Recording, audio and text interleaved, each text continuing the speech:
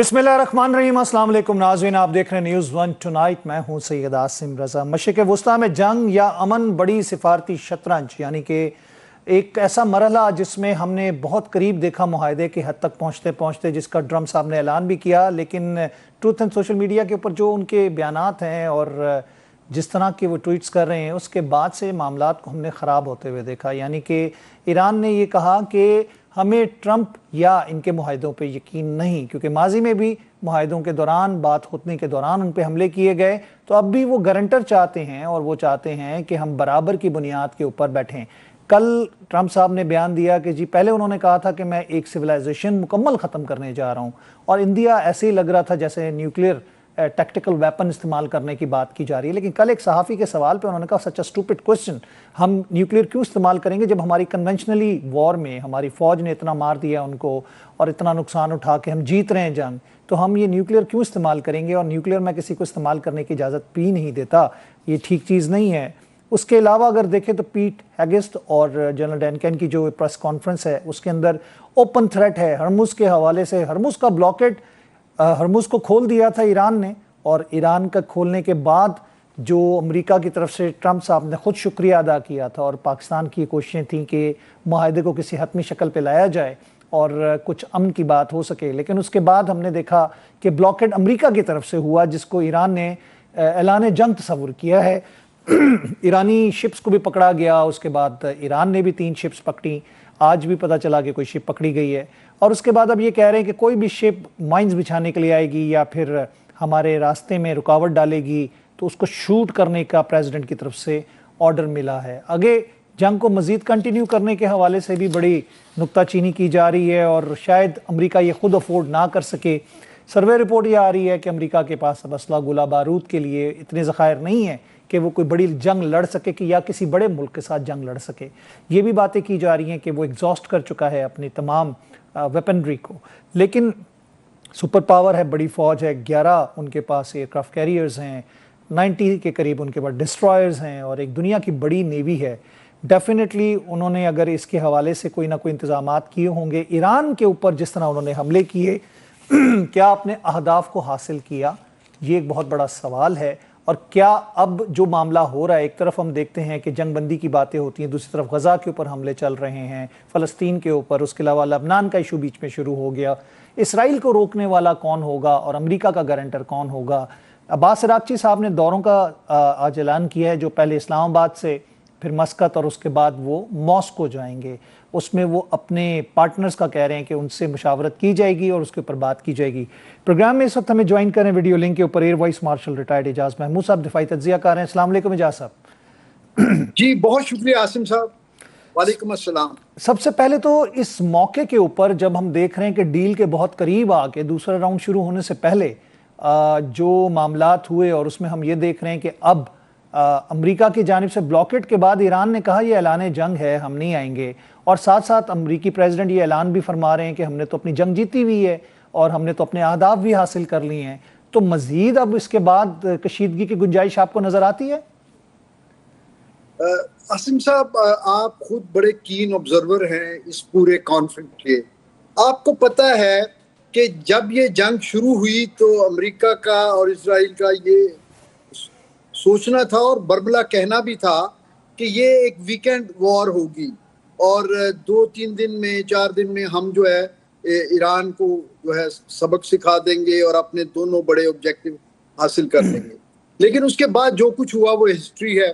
Iran ने अब ना सिर्फ ये कि एक अच्छी अपनी सर्वाइवल की जंग लड़ी, बल्कि एक बड़ा शानदार रिस्पांस दिया, और उसके नतीजे में ईरान ने अमेरिका को मजबूर किया कि वो अपनी पोजीशन बदले, और अमेरिका राजी हुआ मुज़ाकरात पे। लेकिन मुज़ाकरात के पहले राउंड, जो कि जाहिर है पाकिस्तान की कोशिशों से हुआ, और उसमें बहुत सारे इख्तलाफी अमूर तय भी हो गए, लेकिन जो बड़े पॉइंट थे उसके लिए मुतवक्को था कि कुछ और सेशंस होंगे। अब ये जो सेशन अनाउंस हुआ, जिसके बारे में स्टार्ट में तो प्रेसिडेंट ट्रंप ने इवन यहाँ तक कह दिया कि जी इसका जो कंक्लूडिंग पार्ट होगा उसमें मैं खुद आऊँगा अमन मुआहदे के सिग्नेचर को विटनेस करने के लिए। लेकिन उसके साथ साथ उन्होंने अपने डिप्लोमेटिक फ्रंट पे डोमेस्टिक ऑडियंस को मुतमईन करने के लिए और अपनी डिप्लीटिंग जो है सुपर पावर ग्रेस उसको रिस्टोर करने के लिए उन्होंने बहुत सारी ऐसी कंसेशंस डिमांड करना शुरू कर दी कि जिसके जवाब में ईरान ने भी फिर एक हार्ड लाइनर व्यू दिया। मैं समझता हूँ वो जस्टिफाइड थे। और नेवल ब्लॉकेड जब ईरान ने खोल दिया था अपना हुर्मुज को, तो उसके बाद अगले मुज़ाकरात के इंतजार में होते हुए नेवल ब्लॉकेड करना ये कहाँ का इंसाफ। एजाज साहब, इधर अमेरिका को शायद इस चीज का, इस अमल का एहसास नहीं था कि नेवल ब्लॉकेट से वो ईरान को कितना नुकसान पहुंचा सकते हैं उनकी तिजारत के हवाले से। तो उनको ये बहुत लेट पता चला, और जितना पैसा वो जंग में खर्च कर चुके थे, अगर उससे पहले ये स्ट्रेटेजी वो अपनाई होती तो मेरे ख्याल से कि उनको इतना जंगो-जदल करना पड़ता ही ना, और वो अपने अहदाफ पहले हासिल कर लेते। नहीं, मैं आपसे अर्ज करूं, देखें नेवल ब्लॉकेड जो है वो technically it's an act of war. आपने हुर्मुज की जो ज्योग्राफिक जो उसकी है ना सिचुएशन, उसमें ईरान को एक नेचुरल एडवांटेज है। दूसरा मुल्क जो इसको कंटेस्ट कर सकता है ओमान है पार्शली। ओमान ईरान के बिल्कुल साथ है इस कॉन्फ्लिक्ट में, ठीक है। तो उस सूरत में अमेरिका जो है वो ब्लॉकेट कर ले या कुछ और कर ले, वो आपने हुर्मुज को बंद तो कर सकता है, उसको खुलवा नहीं सकता। तो क्या अमेरिका ब्लॉकेट करके पूरी दुनिया से टक्कर लेना चाहता है? वो तो ले लिए उसने। पूरी दुनिया इस वक्त मोहताज हुई है सदर अमेरिका के सदर के हवाले से कि वो फैसला करें, ब्लॉकेट खोलें और मुज़ाकरात हो के ये मामला खत्म हो। तो ईरान अगर 47 साल तक सैंक्शंस में रह सकता है, तो चंद और दिन या हफ्ते ब्लॉकेट से उसको जो नुकसान हो रहा है वो क्या आपके ख्याल में वो झुक जाएगा? ये दरअसल प्रेशर टैक्टिक्स हैं, और ये जाहिर है वहाँ उनका मैच्योरिटी लेवल शायद विद ड्यू रिस्पेक्ट के वो एक बड़ी सुपर पावर के शायान शान नहीं है, इसलिए।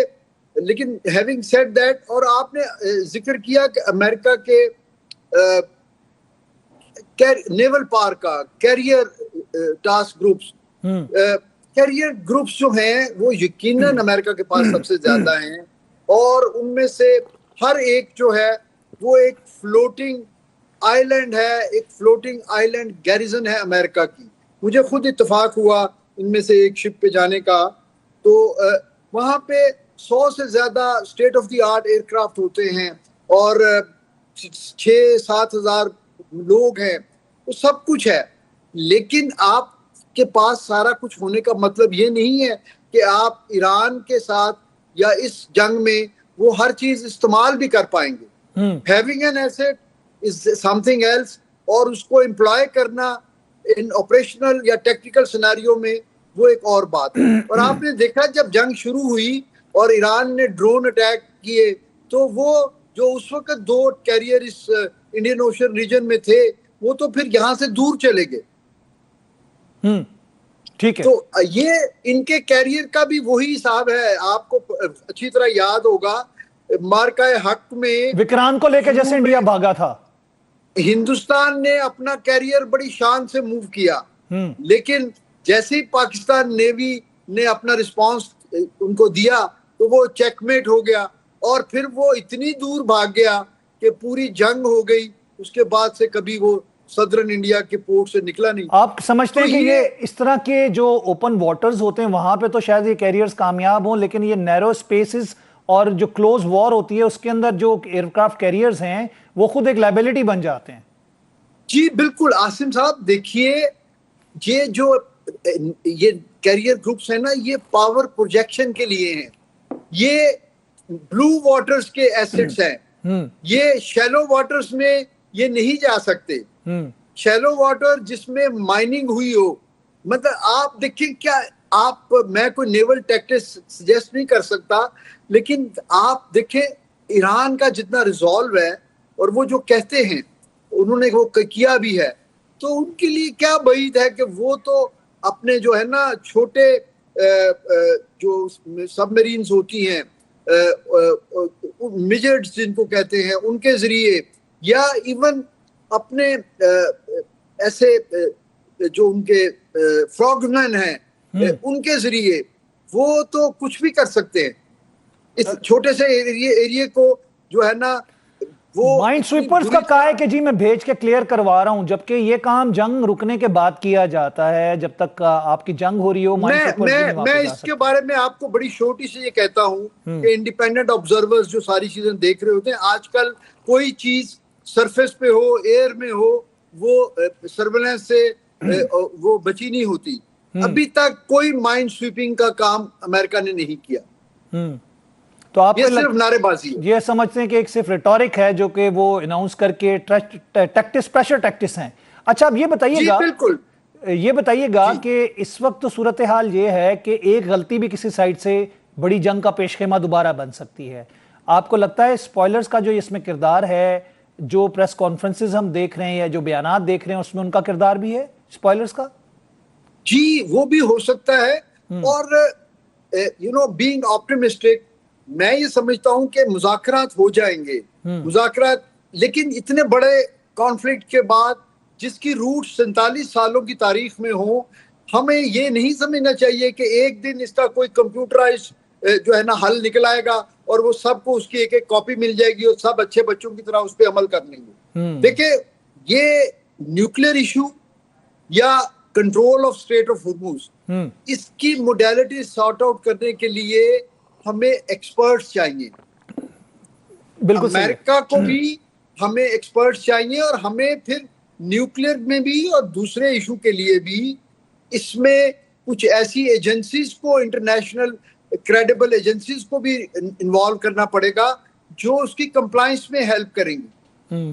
तो ट्रस्ट डेफिसिट का क्या करेंगे इजाज साहब? ट्रस्ट डेफिसिट, ईरान तो बिल्कुल ट्रस्ट अमेरिका पे नहीं कर रहा, वो तो गारंटर मांग रहा है। बिल्कुल सही है, मैं समझता हूं कि वो बिल्कुल सही कर रहा है कि वो नहीं कर रहा। तो गारंटी कौन देगा? गारंटी कौन देगा?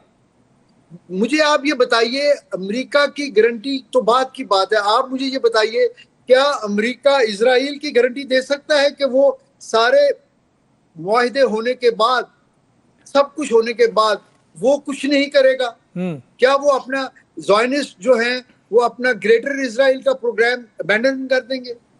एज्यूमिंग के, मुझे बताइए ना, अगर हम, आप और मैं मिल के हम ये ईरान को आमादा कर लें कि वो अपना न्यूक्लियर प्रोग्राम 20 साल के लिए मौखर कर देता है, फॉर एग्जांपल, जो अमेरिका चाहता है, तो दुनिया की ऐसी कौन सी ताकत है जो ये गारंटी हमें दे दे उसके जवाब में कि अगले 20 साल इजराइल किसी एक इंच जमीन के ऊपर कब्जा नहीं करेगा मिडिल ईस्ट में, और किसी एक निहत्ते फलस्तीनी को नहीं मारेगा? ठीक, बहुत बहुत शुक्रिया एजाज महमूद साहब, आपने अपना कीमती वक्त दिया, अपनी राय का इजहार किया। नाज़रीन, प्रोग्राम में यहाँ पे वक्त हुआ है वक्फे का, उसके बाद हम अपने अगले मेहमान के साथ दोबारा हाजिर होते हैं। वेलकम बैक नाज़रीन, एक दफ़ा फिर खुश आमदीद कहेंगे आपको प्रोग्राम न्यूज़ वन टुनाइट में। प्रोग्राम के इस हिस्से में हमें ज्वाइन कर रहे हैं डॉक्टर मुनव्वर हुसैन साहब, माहिर बैन अक़वामी अमूर और गल्फ की सिचुएशन पर खास निगाह भी रखते हैं। मुनव्वर साहब, आपको खुश आमदीद कहते हैं। बहुत शुक्रिया रजा भाई, आपको, आपकी टीम को, आपके देखने वालों को सलाम। बहुत शुक्रिया। मुनव्वर भाई, ये बताएं कि इस वक्त जो गल्फ की सिचुएशन है, हमने देखा है अब्बास अरागची साहब 3 मुल्की दौरे पर निकले हैं और पाकिस्तान, मस्कत और मॉस्को जाएंगे। मुशावरत करना उनका मकसद है, लेकिन दूसरी तरफ टॉक्स को हमने होल्ड पे देखा, लेकिन मामलात ख़राब हुए ब्लॉकेट की वजह से। तो आपको लगता है कि कोई ऐसा काम किया जानबूझ के जा रहा है कि जिससे ये नज़र आए कि ये टॉक्स जो हैं वो नाकाम हो जाएं, या फिर ये टॉक्स हो ही ना? क्योंकि जब हर्मुज़ को खोल दिया था ईरान ने, तो ब्लॉकेट की क्या ज़रूरत थी? और उसी बात पे ईरान ने कहा कि मुझे अमेरिका पे अब ट्रस्ट नहीं है। आपने बजा फरमाया, बिल्कुल सही निशानदेही की। लेकिन रजा भाई, सुबह से लेकर मैं देख रहा था कि पॉजिटिव सिग्नल्स आ रहे थे खुद अमेरिका से भी। मिसाल के तौर पे उन्होंने लेबनान के ऊपर सीज फायर को एक्सटेंड करने का ऐलान किया। उसके बाद एक प्रेस कॉन्फ्रेंस के दौरान प्रेसिडेंट ट्रंप ने इशारा दिया कि स्ट्रेट ऑफ हॉर्मुज़ के ऊपर वो हाथ हल्का रखेंगे, यानी वो ब्लॉकेज को खत्म करेंगे, और फिर ये उनकी जरूरत भी है इनफैक्ट। और हमारे जो चीफ ऑफ डिफेंस है फील्ड मार्शल सैयद आसिम मुनीर साहब, उन्होंने रिक्वेस्ट भी की थी प्रेसिडेंट ट्रंप से कि आप इस फैसले को नजरसानी करें इसके ऊपर कि ये जो आपने ब्लॉकेड की भी है। दूसरी तरफ ये कि मामला तो तकरीबन तय थे और अमेरिकन टीम यहाँ से पहले उठ के चली गई, ईरानी टीम यहाँ पे बैठी रही 2 से 3 घंटे, और फिर बहुत सारे जो स्टिकिंग पॉइंट्स थे वो भी एड्रेस हो गए। पाकिस्तान ने खामोश सफारतकारी की, फील्ड मार्शल सैयद आसिम मुनीर यहाँ तक कि खुद चल के गए वार जोन के अंदर।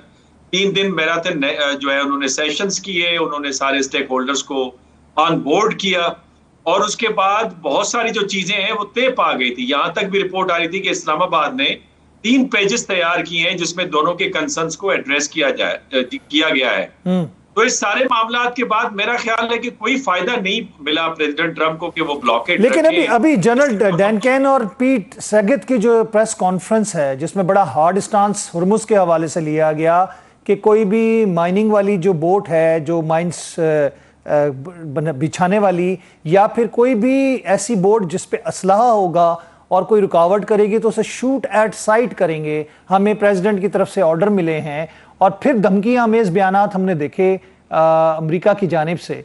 तो आपको क्या लगता है कि एक तरफ ट्रंप के बयानात कुछ हैं, उनके वजीर वॉर जो हैं वो कुछ और बयान देते हैं। कल रात को भी हमने देखा डोनाल्ड ट्रंप से एक सवाल सहाफ़ी ने पूछा उनकी उसी ट्वीट के बाद, जिसके बाद उन्होंने कहा था कि मैं पूरी एक सिविलाइजेशन उड़ाने जा रहा हूं, तो उसका मतलब तो न्यूक्लियर था। तो उसने कहा ये बड़ा स्टूपिड क्वेश्चन है, हमने कब कहा कि हम न्यूक्लियर इस्तेमाल करेंगे, और न्यूक्लियर का इस्तेमाल अच्छी चीज नहीं है। तो अब कुछ चीजें कह के वो खुद रोल बैक हो जाते हैं और लोगों को उसके पीछे लगा देते हैं। वो देखिए आर्मीनिया वाली ट्वीट भी उन्होंने डिलीट कर दी। समटाइम्स वो एक रात में वो 8-8 ट्वीट्स भी करते हैं। लैरी जॉनसन जो है उन्होंने भी इस बात का इंकशाफ किया, जो कि CIA के अंदर अहम जिम्मेदारियों पे थे, स्टेट डिपार्टमेंट के अंदर अहम जिम्मेदारियों पे थे। उन्होंने कहा कि ये न्यूक्लियर कोड मांगा था प्रेसिडेंट ट्रंप ने, जनरल डैन केन ने उसका इनकार कर दिया था इस वजह। और इसके साथ जनरल कूपर जो सैंडकॉम को कमांड कर रहे हैं उनका एग्रीमेंट उसके ऊपर नहीं है। उनका ख्याल है कि ईरान से न न्यूक्लियर थ्रेट है हमें, और न ईरान का जो मिसाइल प्रोग्राम है उसकी इतनी रेंज है कि वो अमेरिका तक पहुंचे। लेकिन बात असल में ये है रजा भाई कि क्या अमेरिका और प्रेसिडेंट ट्रंप जो है वो सरवाइव कर पाएंगे अगर इसी तरह ब्लॉकेड को जारी रखते हैं। आज मेरी इतलात के मुताबिक 5 वेसल्स ने क्रॉस किया इस ब्लॉकेड को, और अब तक कोई 34 वेसल्स जो ईरान की हैं और वो बचा के लेकर आए। और हमने देखा कि आज वो जो राइस वाली वेसल थी वो भी ईरानी जो IRGC है वो अपनी सिक्योरिटी के अंदर ईरानी बंदरगाह तक उन्होंने हिफाजत के साथ पहुंचाया। और जहां तक माइंस की बात है, माइंस तो बिछा दी उन्होंने। वो तो प्रेसिडेंट ट्रंप ने ऐलान किया था कि वो साउथ कोरिया या जापान से वो माइंस क्लियर करने वाली शिप चलेगी, वो पता नहीं अब तक कहाँ है। वो तो ऐलान कर चुके हैं कि हम माइन सुपर्स हमने भेज दी हैं, और वो जो वहां पे वो जो हैं बारूदी सुरंगें या बारूदी जो वहां पे लगाई गई हैं मवाद, उसको रिमूव कर रहे हैं। जी, लेकिन वो नहीं कर पाएंगे ना। वो कैसे कर पाएंगे ये मुझे आप बताएं कि एयरक्राफ्ट कैरियर तक नहीं टिक पाए। अब हालांकि अभी भी खड़े में है, चूंकि सीज फायर है और सीज फायर इंटैक्ट है। आज उन्होंने सीज फायर लेबनान पे इंटैक्ट रखी हुई है, तो इस वजह से अदरवाइज तो ये एयरक्राफ्ट कैरियर पे उन्होंने खुद कहा था 30 सेकंड्स में 17 मुख्तलिफ जगहों से हमले आ रहे थे एयरक्राफ्ट कैरियर के ऊपर, उसे पीछे हटना पड़ा था। तो मेरा ख्याल है कि ये जो ताकत का जोर है उस पर मामला हल नहीं होगा। पाकिस्तान ने कमाल की सफारतकारी की है, खामोशी के साथ की है, और मेरा ख्याल है अगेन इस्लामाबाद से ही पीस का रास्ता निकलता है। इस्लामाबाद से ही रिस्पेक्टेबल वे आउट मिलेगा अमेरिका को भी, और ईरान को भी परमानेंट जो वॉर का खात्मा है वो इस्लामाबाद से मिलेगा।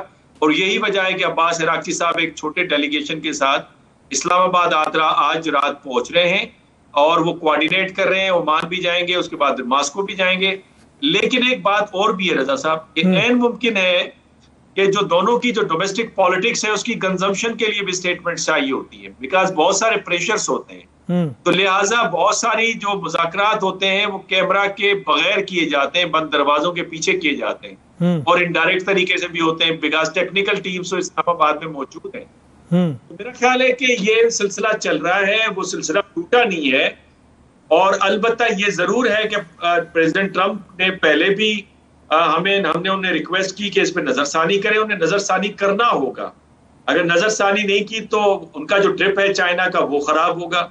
अमेरिका के अंदर आपने देखा होगा आज प्रेस कॉन्फ्रेंस के दौरान एक खातून ने सवाल किया जिसपे वो नाराज भी हो गए। उन्होंने कहा कि जी आप हमसे लोग पूछ रहे हैं कि ये जंग कब खत्म होगी, एग्रीमेंट कब होगा, गैस के प्राइसेस बढ़ रहे हैं। उनके जो सेक्रेटरी ऑफ ट्रेजरी हैं स्कॉट बेसेंट, उन्होंने कहा कि 2027 तक गैस की प्राइसेस स्टेबल नहीं होगी। तो यू कैन इमेजिन अमेरिका के अंदर भी जो इन्फ्लेशन आएगा उसको भी टैकल करना है। मुनव्वर साहब, आ चुका है, पर गैलन प्राइस जो है वो $5 तक पहुंच चुकी है।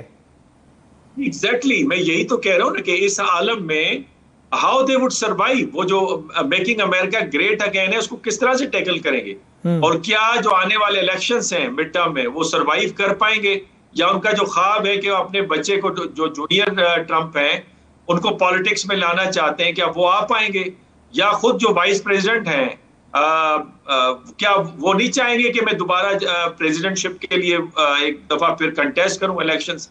मेरा ख्याल है ये रिपब्लिकन पार्टी भी परेशान है, कांग्रेस भी परेशान है, और मुझे लग रहा है प्रेसिडेंट ट्रंप साहब खुद भी परेशान है, रातों को नींद नहीं कर पा रहे, प्रेस कॉन्फ्रेंसेस के दौरान वो सो जाते हैं। तो लगता है कि मामला वहां पे भी कोई इतने आसान नहीं है उनके लिए, लेकिन अगेन वो जो माचो मैन कैरेक्टर है ना वो कहीं ना कहीं से नजर आ जाता है। नहीं, हजमोनिक अप्रोच तो अमेरिका की है, एक सुपर पावर है, इसमें कोई दूसरी राय नहीं है। और ईरान के ऊपर जितना वो दबाव डाल रहे हैं, आपको लगता है कि ईरान उस दबाव को कबूल कर लेगा या फिर उनके साथ इस दबाव के बावजूद मुज़ाकरात करेगा? मेरा नहीं ख्याल रजा भाई, चूंकि एक सिविलाइजेशनल हिस्ट्री है, एक प्राइड है नेशनलिज्म के ऊपर, आप इससे अंदाजा कीजिए ना, दो बड़े वाज़े एम्पिरिकल एविडेंसेस हैं। एक तो ये है कि 1-2 करोड़ से ज्यादा लोगों ने अपने आप को बसीज के अंदर रजिस्टर किया है। अगर वहां पे थोड़ी भी लग्जिश होती तो ये ना होता। दूसरा ये कि खुद जो लॉस एंजलिस के अंदर एक बड़ी कम्युनिटी ईरान की रहती है, उसमें से भी लोग वापस आ रहे हैं ईरान, कहते हैं कि ये कड़ा वक्त है ईरान के ऊपर, हम अपनी जमीन पे जान देंगे। तो कहने का मकसद फिर ये एलिमेंट नजर नहीं आता ना। और फिर आज मोहम्मद बाकिर गालिबाफ का भी ये कहना था कि हमारे दरमियान में कोई डिवीजन नहीं है। जी बिल्कुल, we are on the one page. जी, कोई लिबरल नहीं है, सारे ईरानी हैं, सारे ईरानी हैं। जी हाँ, मेरा ख्याल है कि इसका वे आउट निकलेगा, because it is the need of the time, it is the demand of global economy, and it is the demand of American people, American Congress और अमेरिकन जो स्टेट डिपार्टमेंट एंड पेंटागन, और even जो ईरानी कौम है उनको भी तो वॉर नहीं चाहिए ना। War death, pain and destruction देती है। अगर ये सुलह हो जाती है तो बिलियंस ऑफ डॉलर्स उनके आजाद हो जाएंगे, एसेट डिफ्रीज होंगे, सैंक्शंस हट जाएंगे, $500 बिलियन की। लेकिन ब्लॉकेट से जो नुकसान ईरान को हो रहा है मुनव्वर साहब, अभी अमेरिका को तो जंग लड़ने के बाद पता चला कि ब्लॉकेट करने का कितना नुकसान है ईरान को मैं पहुंचा रहा हूं डेली बेसिस पे, तो वो आपको लगता है कि ये तो रजा भाई उनका ख्याल है ना। देखें, ईरान को हमने बड़ा नुकसान पहुंचाया, उनका ये भी कहना था सैंक्शंस के थ्रू, क्या सैंक्शंस कारगर हैं? और दूसरी बात ये कि क्या सिर्फ समुद्री रास्ता है जिससे ट्रेड हो सकती है? ईरान के जो बॉर्डर्स हैं वो किन ममालिक के साथ मिलते हैं, क्या वहां से ट्रेड नहीं हो सकती? खुद रशिया और सेंट्रल एशिया से होके रशिया और रशिया से चाइना नहीं हो सकती? मेरा ख्याल है ये खाम ख्यालियां हैं, और ये नुकसान हो रहा है अमेरिकन पार्टनर्स को, फ्रेंकली स्पीकिंग। तो जो उन्होंने ट्रिलियंस ऑफ डॉलर्स की इन्वेस्टमेंट करनी थी वो खराब हो रही है। अब जीसीसी ममालिक के लिए फिगर अल जजीरा दे रहा है कि लगभग कोई 2.5 से 300 बिलियन डॉलर्स तक का उनका नुकसान हो गया है।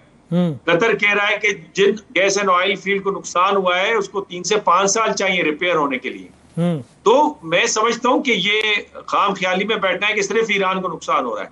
अल्टीमेटली अमेरिका को इसका नुकसान होगा, बिकॉज उसके जो करीबी ममालिक हैं उनकी इकोनॉमी डिस्टेबलाइज हो रही है, और वो रफ्ता रफ्ता डी डॉलराइजेशन के प्रोसेस को आगे लेके चल रहे हैं। अब देखें, मिसाल के तौर पे सऊदीया का मुआहिदा हो गया है चाइना के साथ कि वो यॉन के अंदर तेल की फराहमी करेंगे, खुद ईरान करने लगा है, खुद पाकिस्तान स्वैप करेंसी के ऊपर जा रहा है।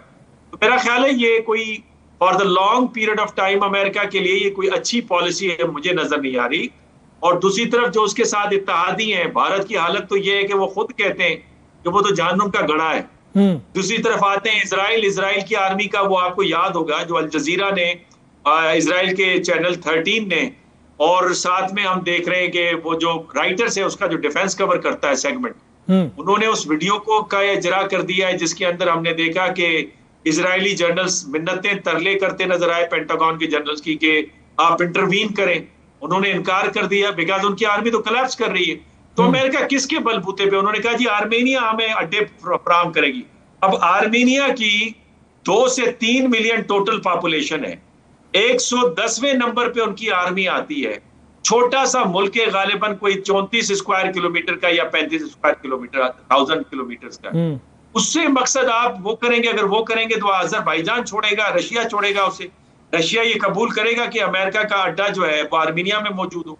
मेरा ख्याल है कि ये सारी खाम ख्यालियां, अगेन आई वुड से, रास्ता वही है जो फील्ड मार्शल शहीद आसिम मुनीर ने दिया है, रास्ता वही है जो कब तक आपको उम्मीद है मुनव्वर साहब, आपको कब तक की उम्मीद लग रही है? क्योंकि पूरा इस्लामाबाद जो है वो उम्मीद लगा के बैठा है, क्योंकि इस्लामाबाद गजा हुर्मुज को खुलाने के लिए पूरा इस्लामाबाद बंद हुआ है। लाइफ तो डिस्टर्ब हुई है, इसमें तो कोई शक नहीं है।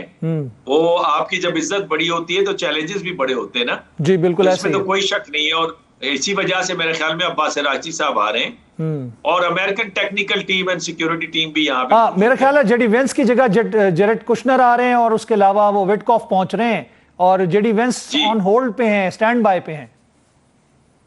तो रजा भाई ये भी हो सकता है ना, चाय पीते पीते खाना खाते खाते कोई बात हो जाए, कहीं चलते फिरते कोई बात हो जाए। डिप्लोमेसी तो इसी तरह होती है, जरूरी तो नहीं है कि आमने सामने बैठकर ही बात की जाए।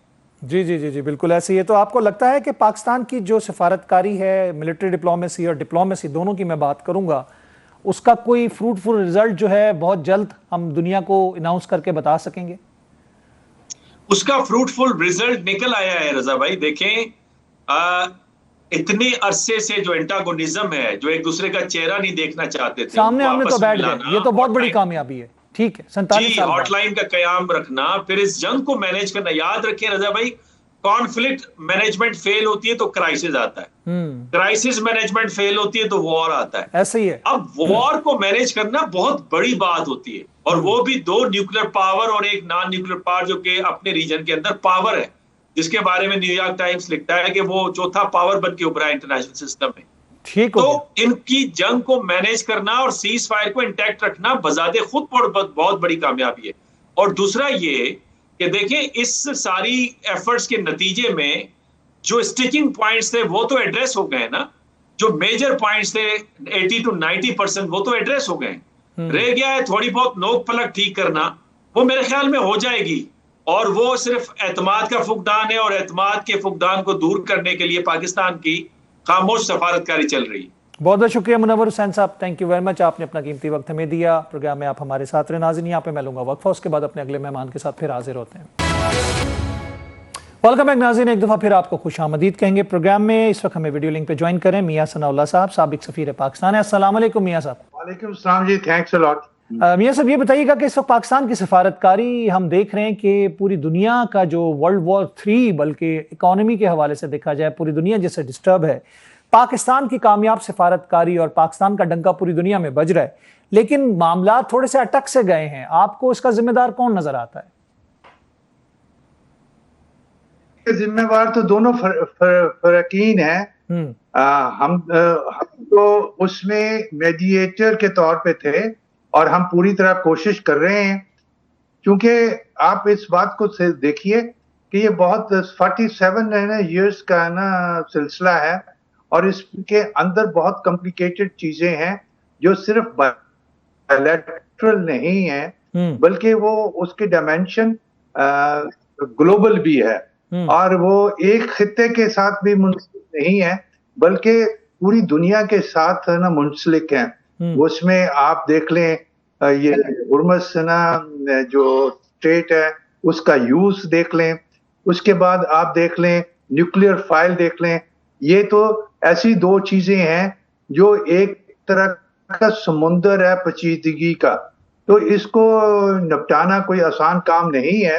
अगर दोनों मिल बैठने की ख्वाहिश रखते हैं तो उनको अपने मिसट्रस्ट को कम करना होगा, एक दूसरे पे इत्मीनान करना होगा, और बयानबाजी के जरिए से जंग नहीं लड़ी जा सकती।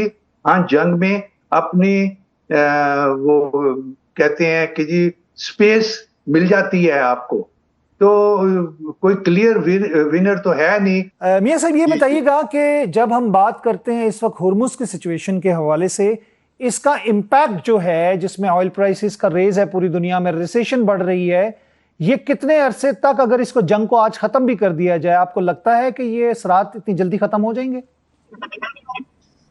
जो आलमी सतह पे जो अभी तक रिसर्च हुई है, और ये खास तौर पे यूरोपियन बेस्ड है, जर्मन बेस्ड है, उसके मुताबिक इसके असरात इतनी फौरी तौर पे ठीक नहीं होंगे, क्योंकि इतने तबाही हो चुकी है, इतना इंफ्रास्ट्रक्चर खत्म हो चुका है।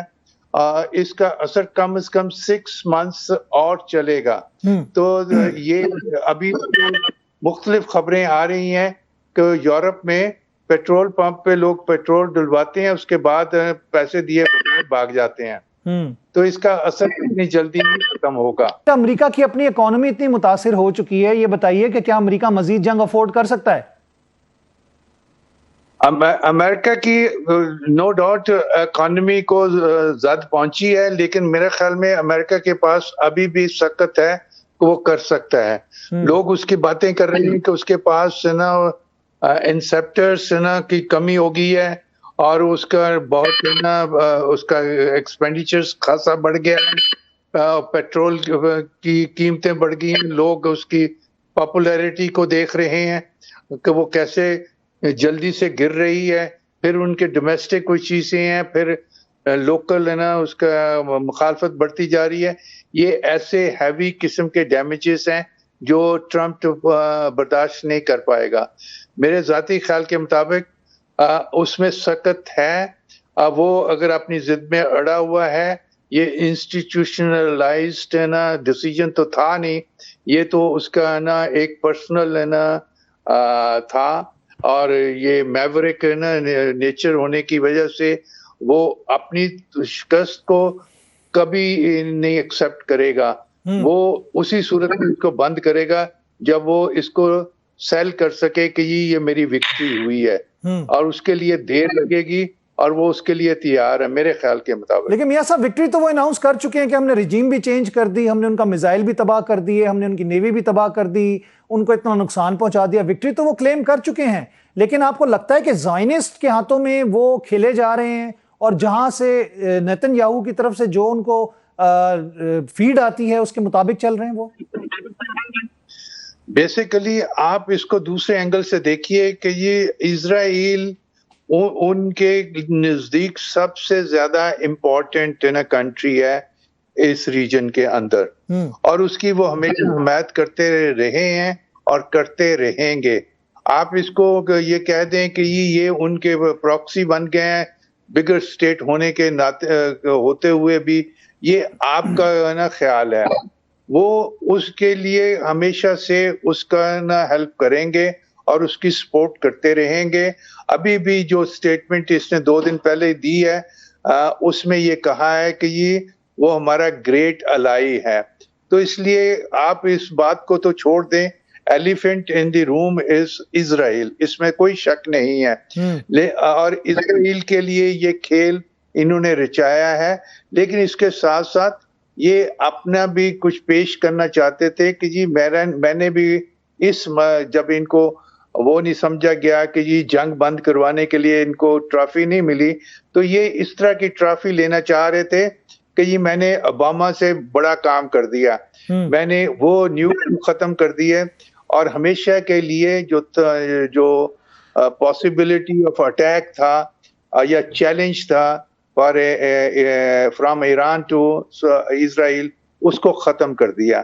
इसका ख्याल था कि मैं इतना बेड़े और इतना ना आर्मामेंट लेके उधर चला जाऊंगा तो उसमें वो डर जाएंगे, और उसके बाद मैं ऐड करता जाऊंगा कि मिसाइल को भी ना आप कम करें, वो ऐसे मिसाइल की जिसमें डिस्टेंस 1000 के करीब हो, किलोमीटर हो, जो इजराइल तक पहुंचता है, उसको भी कम करवाया जाए। ऐसा हुआ नहीं। अब वो अभी भी इस बात पे बज़िद है कि किसी तरीके से वो मॉरिटोरियम को बड़ा बना कर दे, तो ग्लोरीफाई करे, वो उसको ज्यादा कर दे ताकि वो सेल कर सके कि मैंने ये किया, और उनको थोड़ा सा फेस सेविंग दे दे कि जी आपकी सैंक्शन ये मैंने उठा दी हैं, और ना उसकी तारीफ में कुछ बातें कह दे, और ये कहे कि जी आप बहुत अच्छे लोग हैं, ये हैं तो वो हैं, ग्रेट फ्रेंड्स हैं, और ना उनके लिए अनफ्रीज किए हुए जो अकाउंट्स हैं उनको दे दे, सैंक्शन को कमजोर कर दे, कम कर दे।